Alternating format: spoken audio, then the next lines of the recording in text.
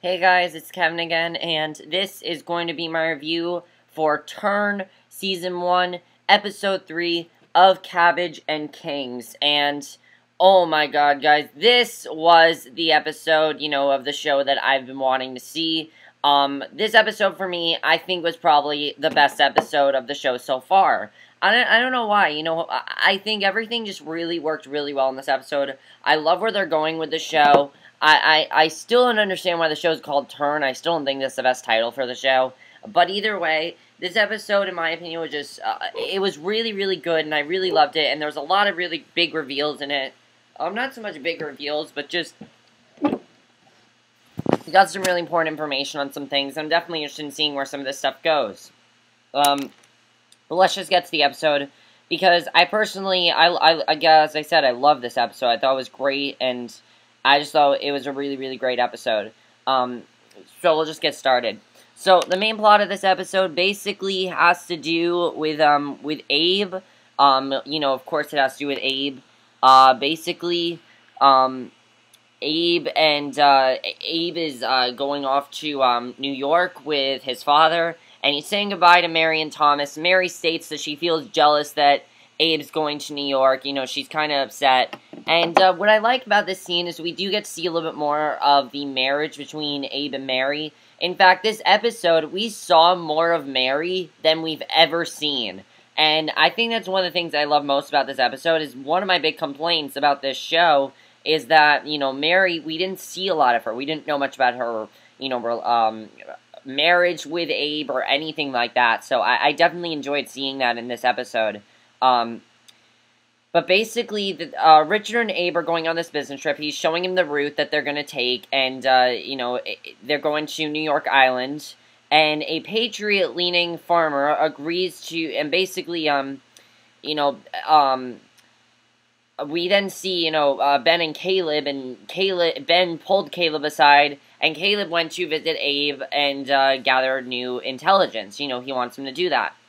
So Richard informs a British regular that he and Abe are on their way to New York on a selling trip to provide pork to British soldiers, and while their buyer's bona fide documents are verified, Richard warms up to Abe and suggests he resumes his law studies. Abe shoots down the idea and reassures Richard he can provide for his family.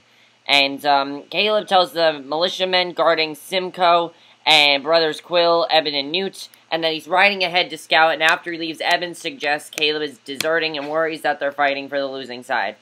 So as they arrive to the New York Island docks, Richard reminds Abe that the Royal Army now controls the city, and he pins a red ribbon to Abe's lapel and says it will instantly indicate their allegiance to the Loyalists after stepping off the boat. So Richard and Abe are immediately propositioned by a pair of prostitutes. They give them a proposition, and their proposition basically is that, Richard's contact in the British Commissionary Department hails them, and Richard introduces Abe, as his son and new business representative. So, definitely that was interesting. And then we get a very interesting scene, because after this happens, we see a nervous whaleboat sailor drop Caleb off in a secluded cove on the Long Island shoreline. But then we get a very interesting scene between Anna and Caleb. I thought this was actually really interesting.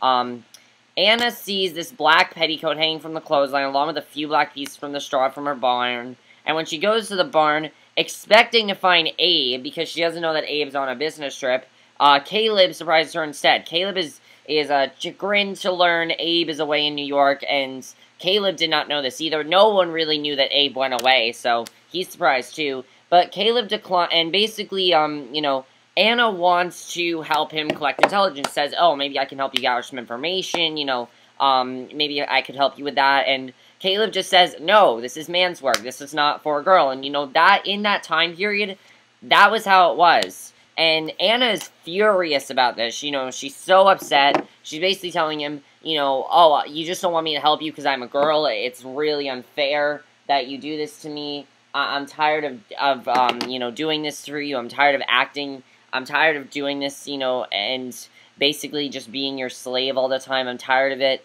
and she tells him, straight out that, she asks him what happened to Simcoe, and Caleb admits he and Ben let him live, And upset by the news, Anna kicks him out of the barn. She's pretty upset at him, you know, because, one, he just basically told her that you're a girl and you're a woman and you're useless to help us. Two, he just told her that he did not kill Simcoe, which she wanted him to do. So that was definitely pretty interesting when we found out he didn't kill Simcoe.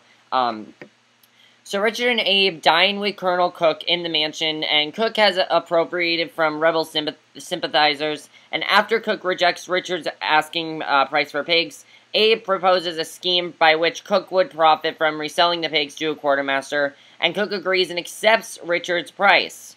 And Abe glares at Richard, realizing the rebel fields Cook refers to belong to Anna.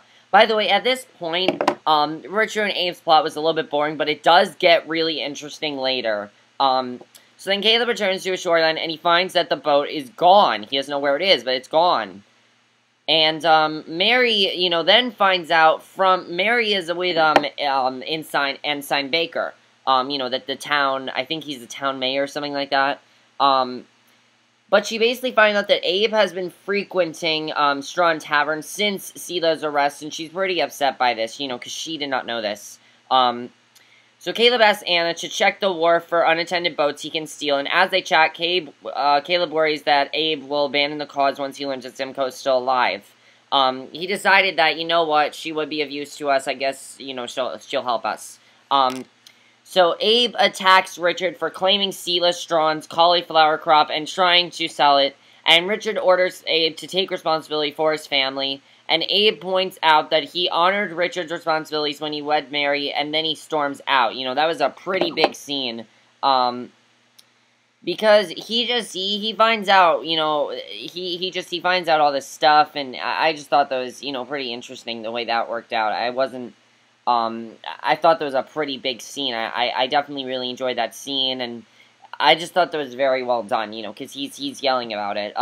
And then we find out a little bit later what he was so upset about with Mary. But Abe casts his red ribbon to the ground, walks aimlessly until he finds himself at King's College, his law school alma mater, which is now being used as a military hospital. So this is basically where he used to go to school, and it's now being used as a military hospital. So as he stares at a British flag on a daytime scene that includes the sounds of shouting, marching feet, and musket fire, envisioning a pool of blood gathering at his feet. And there's this group of Heisen soldiers, and they're making some sauerkraut, and Abe stops to chat with them, and learns that the British troops are planning to stand down for winter, and on the pretense of wanting to deliver them some cabbage, Abe also learns that a brigade of 1,500 Hessians will be marching to Trenton, which we know that's the capital of New Jersey, so this kind of worries Abe. And then this next scene, I love this next scene. This was probably one of my favorite scenes in the entire show so far. I loved the way they did this next scene. It was very well done, because you know what? We had no idea what was going on with Anna and Abe. All we knew is that they used to date, and Abe kind of still has feelings for her. Plus, we also haven't really seen a lot. As I said, we saw a lot more Mary in this episode, which I liked. Anna actually confronts Mary actually confronts Anna because she thinks that, you know, Abe and Mary are sleeping together. You know, she thinks that they're having an affair. And Anne denies they're having an affair. And she tells Mary, you know, Mary does not know the real reason why Abe and Anna broke off their, you know, we find out that Abe and Anna were actually used to be engaged.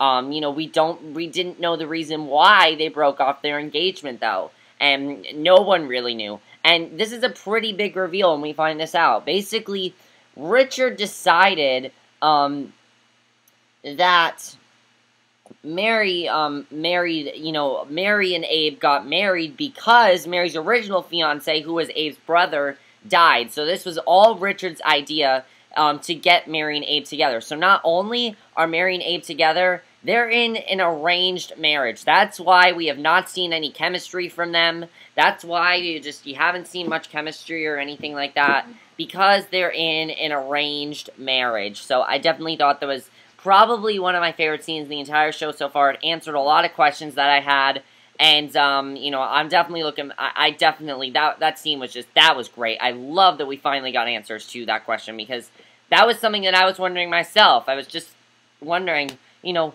what the hell's going on with, what the hell's going on with, Anna and Abe? I didn't even know that they weren't engaged. All we knew is that they were together, and now we just found out that they were together, but they had to break off their engagement because of, Mary. So, Anna's kind of upset with Mary. And she even tells Mary to go tell, Mary doesn't exactly believe her, so she says, go ask Richard yourself. We don't actually see her do that. However, Anna does meet Caleb in her barn, tells him that there are British sentries posted at the docks, and to their surprise, Abe actually shows up because he left his father, because he's furious at his father at this point. And basically, he gathered from the Hysons that it's gold, and Caleb exclaims, and Caleb starts to tell Abe about Simcoe. But Anna interrupts. We know that Simcoe is not dead. But basically, she lies and tells Abe that Simcoe is dead. She feels the best thing to do is to tell him that he's dead.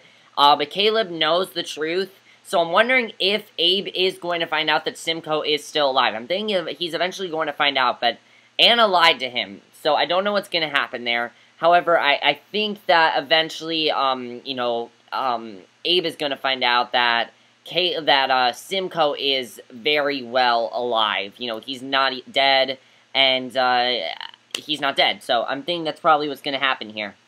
So Caleb swims to a boat moored at the dock and hides under a tarp. And then what happens is Anna distracts the dock sentries with free Al while two British soldiers unwittingly row Caleb out into the sound. Caleb leaps out with his gun, forces the sailors overboard, and escapes. So that was pretty big right there. And then the very last scene of the episode, Anna and Abe see that their escape plan for Caleb is working. For Caleb worked, and they exchange knowing smiles. So Anna and Abe were actually working together to take out Caleb all along. And I thought that was a pretty big thing. They have this escape plan for Caleb, and it ended up working out. He was able to escape. So I thought that was definitely really, really interesting. My question is Caleb going to tell Abe that Anna is lying to him about Simcoe? Is he going to find out that Simcoe is alive? I don't know. But that was the main plot in this episode. Let's get to the subplot, because we did have a bit of a subplot. Had to do with Ben and, Ben and a few other people. So, a patriot-leaning farmer agrees to meet billet General Scott and his men for the night, and Ben agrees, again, pitches the need for spies in New York, but Scott rejects his proposal for a rogue operation. And, so yeah, he regrets that. He said no to that, basically. And, Ben, General, Scott, and Simcoe dine with the farmer and his wife, Quill, who rushes in and reports that 20 militia are coming, and Ben and Scott run outside and are ambushed by the mutinous Eben and Quill, and Eben says he's turning them over to the British in exchange for pardons and money, and a shootout ensues, and Ben and Scott run for cover inside the house. As we know, Eben was the guy who, in the last episode, saw that Ben was about to kill Simcoe, and he's the guy that basically this is Ben's revenge. He's basically about to kill him, and he ends up not killing him. Ben actually, they run for cover, so they're okay. And Ben and General Scott hide in the entryway. Ben tries to sway Newt, the youngest militiaman, and this is a very big scene. They're saying that the British will destroy their town unless they are stopped, and Quill shoots at the house to shut Ben up. And from here, it's just really intense with that plot, because Ben and General Scott announce their surrender, exiting the house with their hands up. Ben then whips out his gun, shoots Quill dead, and they recapture Simcoe after the surrender.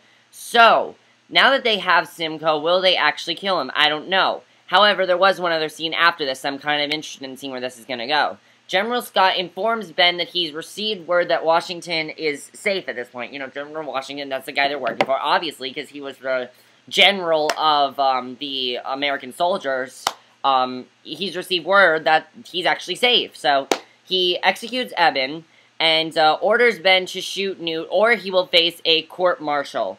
And Ben refuses, says he'll face the court-martial, and insisting Newt was strong-armed by his older brothers, Scott decides to shoot Newt dead. So, they've killed Eben, they've killed Newt, and now they're gonna try to kill Simcoe. I feel like that's where they're going next, and I feel like soon Simcoe's gonna die. Simcoe's not dying yet, but all we know is that they captured Simcoe, and they just gotta kill him now. So, I loved this episode, because a lot of stuff was answered in this episode. We finally got the answers to, we finally got some more stuff with Mary, which I like. We saw the answer as to why, Anne and Abe have so much chemistry, and Mary and Abe don't, because they're in an arranged marriage, basically. I am wondering how that's all going to play out. I still kind of feel like, Anne and Abe are going to end up together in this show in the end. I feel like that's probably what's going to happen. I am wondering, I'm thinking that Anna is going to confront Richard about this. I'm wondering what's going to happen there. Not Anna, but Mary's going to confront Richard about this, because she does not believe Anna at this point. She just doesn't believe her. And, Anna pretty much holds this big grudge against Mary. That was definitely really big to see. I'm wondering, will Abe find out that Simcoe's alive? I'm sure he's going to find out, but what's going to happen? How is he going to react to, Anna and Caleb, lying to him about this? How is he going to react to that? We don't know. Now that Ben and, General Scott have Simcoe, will they finally try to kill him? I'm not sure. All I know is that I love this episode. By far the best episode of the season. Best episode of the series, because there's only been 3 episodes of the show so far. But this is the best episode of the series so far. Everything was really great. Everything was really intense, like I want it to be. And this is definitely what Turn needs to be. If it wants to be a successful show, if it wants to not get canceled, every episode needs to be just like this episode, because it was absolutely amazing. But yeah, that's it for my review. I hope you enjoyed it, and I'll see you guys in my next video. I will be doing a live stream about Turn with Kane LaPlante, a.k.a. the Kid of Awesome, a little bit later on. So definitely check that out. But my next review will be for Mad Men. So see you then. Bye.